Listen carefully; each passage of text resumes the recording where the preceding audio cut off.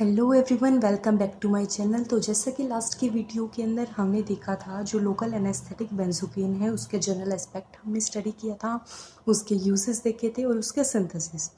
तो जो next category आती है कीमोथेरेपेटिक ड्रग्स की, वो आती है हमारी एंटी मलेरियल ड्रग्स, जो मलेरिया के अगेंस्ट काम करेंगे। तो आज हम इसका इंट्रोडक्शन देखेंगे, इसकी क्लासेस देखेंगे, इसका कुछ पोर्शन देखेंगे, फिर इसके यूजेस और चैलेंजेस, मतलब साइड इफ़ेक्ट्स जो भी हो सकते हैं इसके, वो देखेंगे।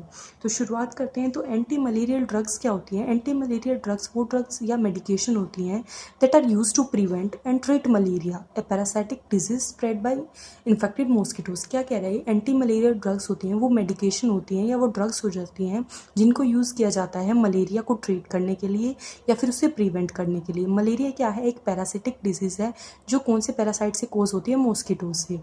तो ये स्प्रेड होती है इन्फेक्टेड मॉस्किटोज़ की, मतलब जो मॉस्किटो इन्फेक्टेड है उससे ये स्प्रेड होती है।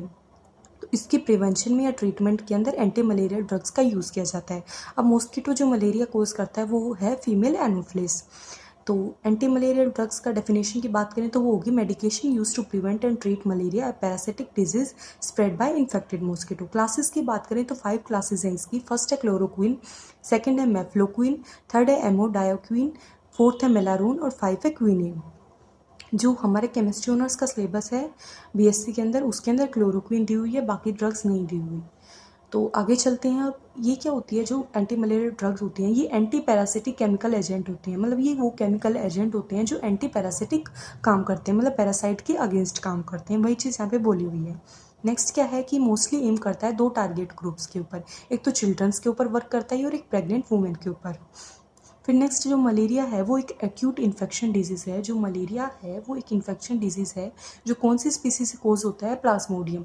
जो प्लाज्मोडियम की स्पीसीज़ है, वैसे तो ये एनोफ्लिस मॉस्किटो से स्प्रेड होता है, लेकिन मॉस्किटो भी कौन से इन्फेक्टेड होंगे जिनके अंदर प्लाज्मोडियम की स्पीसीज प्रेजेंट होएगी, उन्हीं मॉस्किटोज से मलेरिया फैलेगा। बाकी मॉस्किटो अगर उनके अंदर प्लाज्मोडियम की स्पीसीज प्रेजेंट नहीं है तो पेशेंट के अंदर मलेरिया नहीं होगा।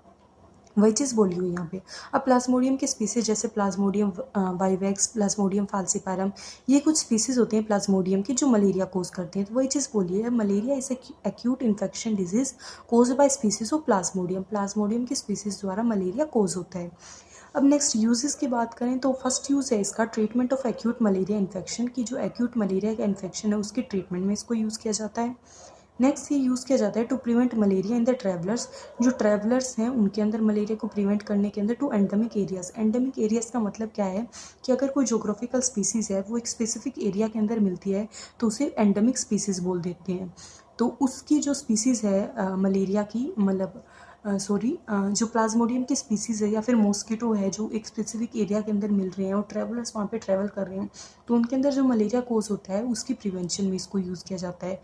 ये प्रोफाइलेक्सिस, जो ये ट्रीटमेंट होता है मलेरिया का, इसी प्रोसेस को प्रोफाइलेक्सिस बोल देते हैं। तो ये इसके यूजेस हो गए कि एक्यूट मलेरिया इन्फेक्शन के ट्रीटमेंट में इसको यूज़ करते हैं, और second use to prevent malaria in the traveller to endemic areas.